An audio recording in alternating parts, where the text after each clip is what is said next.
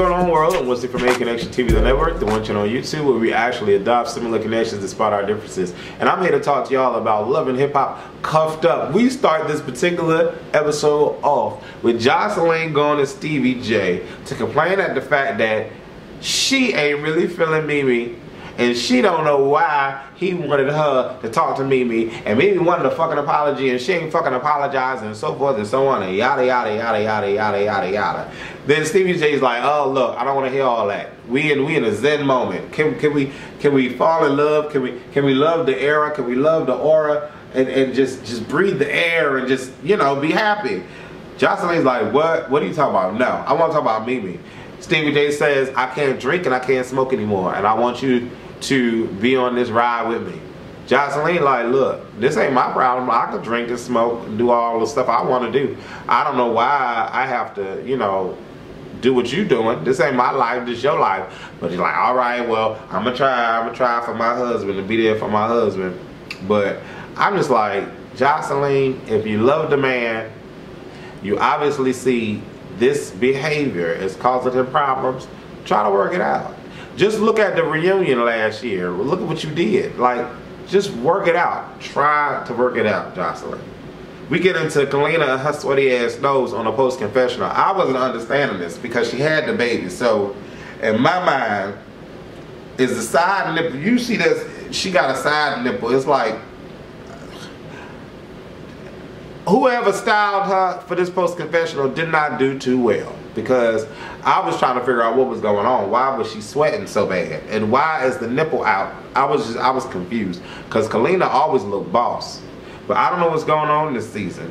Kevin Edwards is brought back into the picture. And, you know, Tony wants to work with Kevin. Tony wants to take their 70-something thousand in their savings, pour it all into a club, and hopefully get a great kickback from that. Kina is scared, as she should be, because they barely making the payments on the house or whatever they got going on. They already in you know, in a tough bind. And so she like, I don't want to take all the money and just throw it in this club and then dealing with Kevin, because Kevin had you out all night and you was cheating on my motherfucking ass, and I don't want that no more. I don't want that no more, which was crazy because you sitting there, he cheating, and y'all having babies. You know, that was just a thought that popped into my brain. Kina feeling mad, she cried and shit. I don't want to put all our savings in this club. I don't want to. But Tony gonna do what he want to do. So, I mean, that's just evident. He gonna do what he want to do. And is it just me, or is Tony another? Tony is cute in the face, but he a little overly thick in the waist. And what I mean, never mind. We already have established that all of the men in this Love and Hip Hop series shit, they look like shit compared to the females. We've already established that. Kalie meets with Rashida. She doesn't understand why Rashida rolled up like that to her event. They start arguing. Then Rashida says, I have a kid, Kalie. Kalie says, I have one too. I was like, why the fuck Rashida talking about she got kids? What that mean? What does that have to do with the price of provolone? Okay? Nothing. Not a goddamn thing. I don't know why she mentioned that. Then Rashida says, I have $1 million business. I wanted to laugh.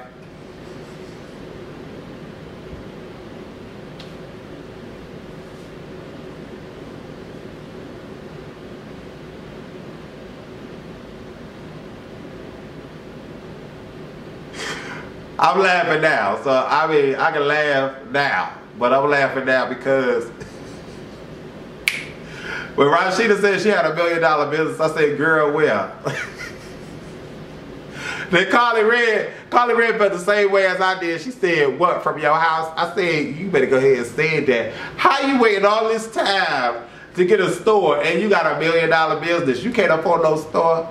You better do like Peter doing and only pay $1,200 rent on a motherfucking coffee shop space and motherfucking the lady. You tell me you can't afford your goddamn husband spending $3,500 a month. You can't afford a $1,200 space like Peter got at the coffee shop. And that space was way bigger than Mercy. Really? That's what true Tito. Mercy looked like somebody's, you know, those little cubicles in between the nook of the building and the city of New York, where you walking down the street and you see somebody hunched in this little nook and they got racks of hats and shit above them. That's what Mercy.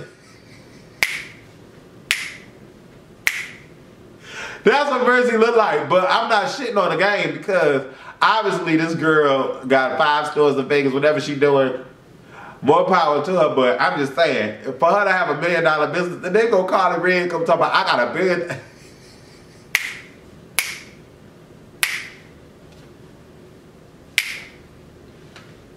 Carly Red comes talk about, I got $1 billion business. I'm like, girl, listen. Janet Jackson just got into the $1 billion bitch. You mean to tell me you got more money than Janet Jackson? You mean to tell me you got more money than Jay-Z by himself or Beyonce by herself? Your cosmetic line since she was 50.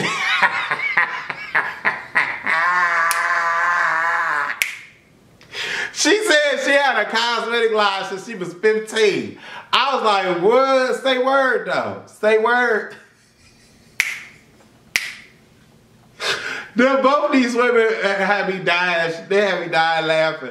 And I was just thinking, why are they sitting here arguing in front of all these white people at this damn restaurant, giving me Baltimore teas? I'm like, I'm not understanding what's going on. And I'm like, okay, they just showing off for the cameras. They just showing off for the cameras. And all these white people behind them just stay steady in their conversation like they don't even notice that they're fighting here. And I'm like, okay, then the people must know that this is some kind of setup, some kind of ruse, because if someone is legitimately arguing when I'm trying to enjoy my meal, best believe I would have got involved, or I would have left, or I would have asked for the check or something like that. I'm not just going to sit there casually just talking like, oh, I don't see these 2 black females and the camera's filming me. And, oh, but I signed that release form. So I don't really care, but they're doing their scene, so I'm going to act like, no, that just adds to the fakeness of it all. And we're supposed to be dealing with reality TV. I don't know, but she got $1 billion business, and she got $1 million business, and she got a 1-year-old. What the hell does that have to do with the price of cheese? Not a goddamn thing. They arguing right outside. This reminds me of Sheree and Nene, but you know, whatever.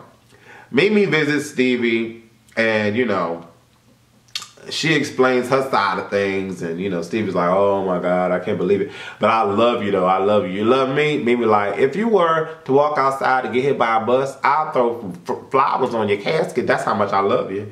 But I like that little back and forth thing. That's cute. I honestly, I don't think they need to get back together, but I like the fact that they can get along. I think that's a beautiful thing. Nico gets Margo a motherfucking apartment 2 floors from him. And Margo agreed to this dumb shit, but she come on the scene like, I didn't know this is what it was gonna be like. But whatever. I need you to tell me the truth about this porn thing, because she was just blindsided. Now she found out about this book deal. You know what? Margo is mad that Nico done took his thing and put it in somebody else and got all this business shit going on with another female. That's what she mad about. She ain't mad about the sexing to another female or whatever. She mad that she not getting her dividends. She not getting a cut of check. Margo wanted Nico to have the sex tape with him, but you know, probably not. But you know, Margo sound like, she seemed like she like squeaky clean, like she a good girl. And I'm not buying it.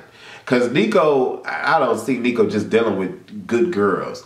And then, you know, Margo's like, well, tell me the truth about the sex tape. What's going on? Did you really mastermind this whole thing? Did the cameras getting lost in the luggage and all that? Is that shit real?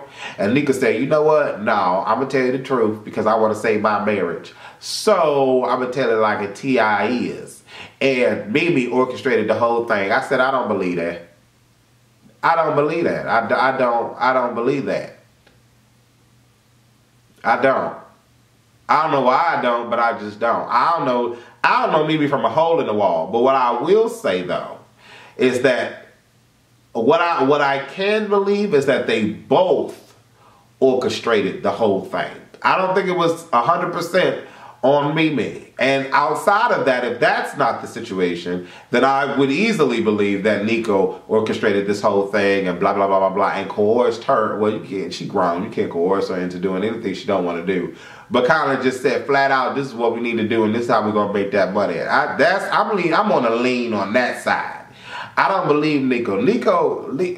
Nico's face looked like he lies. You know what I'm saying? So for me, I'm not really hearing it. But at the end of the day, who am I? He can care less, you know what I'm saying? He about to get this 10-page book deal and get 25% of $5.97. You know, what is that? You know, anyways, I don't know. I don't know what to believe, and I really don't care about the motherfucking story no more because I thought the story that we was told was a fucking lie. So at the end of the day, whatever is the truth, I'll just let God handle that and just move away from that situation. But, you know, Margo feels vindicated, but not really, because she like, why would you allow your name to be thrown in the mud for this chick? And y'all ain't even together no more. And y'all not making money from this situation. So what is the issue? You know what I'm saying? I don't get it. And it just does not make sense. Why would Nico, a no-name dude, come on national TV to destroy his... I don't get that. I don't know. Whatever. Whatever. So, Cena visits Katie at her job, and she brings this little iPad recording of Jock and her situation with him licking the chocolate syrup off her toes. I'm trying to figure out how in the hell Well, I mean, she could have recorded it, sent it to the email, sent it to the Dropbox, and had it play on the iPad. But I'm like, if the iPad was sitting there recording this, he didn't know the iPad was sitting there. But I don't think, you know, Cena is that technologically, you know, inclined to do all of that to end with the footage on the iPad. But I don't know. She got the footage. And, you know, KD is like, oh, you what you showing me? Oh, okay. Fast forward past that, Scrappy and his lawyer against Erica and his and her crazy ass lawyer. This was hilarious. And the lawyers they were so unprofessional in this whole scene, but it was hilarious. That female lawyer that Scrappy has, you know what would have been hot? If Phaedra was on Scrappy's side as the lawyer. That shit would have been all real. That would have been all too real. But I hope they worked that shit out, because at the end of the day, they got our money. I mean, E-money. You know, y'all know what I'm saying. KD meets with Jock. She ties him up. Jock is feeling a little like this is about to be a little freaky, sexy situation. So he's game for it. She starts spanking him. She didn't really spank that ass, but she starts spanking him. And I'm like, okay. She's shoving strawberries down his mouth. And he mad, but then hot. And then mad, but then hot. Then she put a Hennessy on him. And he like, don't leave me like this, don't leave me there. And she walk out. I'm like, I don't know. That scene was, whatever. Stevie J's lawyer calls and says, you could be charged and facing 2 years. Kalina and Mimi and Dime and Carly. Now this scene right here would only explain to the newest of viewers how fucked up Carly Red can be. This female went on a tirade, just blasting Mimi's name. Oh, Mimi started this management company and this is whatever, and she doing it with Stevie J, and Stevie J supposed to be in rehab. Talking all this shit. Then she gonna bring Dime to Kalina's house and meet up with Mimi like everything's all gravy. Everything's gravy and turkey. Talking to me like, oh, well, you know, yeah, she got this management company. Oh, you really serious about the management company? Carly is fraud. Carly is so fraudulent. That was so phony. And I'm just like, yo, Dime, if you can't see Carly Red and what she's doing clearly in front of you, because Dime seems like she a round the way Chick-fil-A. She seems like she is no holds barred truth. Okay, and I'm just like, wow, you don't peep game? You don't see what she's doing? And Kalina's kind of like feeling like, what? What you talking about, Rashida and Erica? What's going on? Because everybody know Carly Red messy, and everybody know that Carly Red can be a bit much. So Kalina not trusting, and she looking at the pretty red young thing, Jessica Dime, like, okay, you need to chill. And Mimi's like, well, welcome to Atlanta. I want to know what Mimi gonna think when she finds out that Carly Red was talking shit behind her back about the whole management thing. That's what I want to know. And then, true tea, when Margo goes and tells Joseline this whole shit, Joseline blasts all this shit out, you know, Carly Red gets wind of it, and everything's gonna be all out. How is Mimi gonna be sitting around here trying to manage Tiffany Fox and Jessica Dime? And then, you know, Jessica Dime have a problem with Tiffany Fox, and I'm just like, whatever. Whatever. I don't know. What is Jessica? Is she singing or is she rap? I don't know. All these artists want to come out, and then why are we mimicking storylines from each fucking city? Mona Scott Young, what is going on? Okay, you know, you got Tara wanting to do etiquette lessons and shit, and she having issues with artists going back and forth. You know, Precious Paris and Johnny Blaze and everybody want to fight Strawberry Diamond, Strawberry. Like, what the fuck? These this shit is a mess. I'm over these repetitive storylines, and I'm over Mona Scott Young shoving this shit down our motherfucking throats. And we sit here eating it. Y'all love this shit. And then we get to Joseline, Stevie J meet up with Dr. Brooks. I thought that was a cool moment. You know, Joseline feels that Stevie J controls her, and she feels that that's why she uses, because she needs to cope. That's just an excuse, boo. At the end of the day, that's what it is. Joseline meets with Margo, and then it goes off. But then we get to this ratchet-ass after show. This ratchet-ass, this after show, it's like, swear to everything above that has all power. This freaking after show is like watching World Star Hip Hop live. It is so drenched in stereotypes that it is appalling. Really, it is. Mama D, I love her. She has taken her character to soaring heights, and she is all in it to win it. And I'm not gonna fault her. She's 50-something years old. She need to collect that dime. I'm not gonna fault her. Young Jock, I'm not even gonna fault him. He just trying to do his thing. This the 4 baby mamas and all that. Look, people like to have sex. They like to nut up in vaginas and have babies. That's what the straight people do. It is what it is. I'm not judging. But what I will say was so distasteful was the fact that this Billy Woodruff, not Billy Woodruff, but Billy or Willie, whatever the fuck this dude's name is from the Shade Room, his whole video was so I mean, there's a way to poke fun at someone. Like, I'll talk about these motherfuckers. I don't even know them. I'll talk about these motherfuckers all day long. But there's a bit of tact and tastefulness when I ha-ha on this video. This dude went in on Katie and dragged her completely in the mud.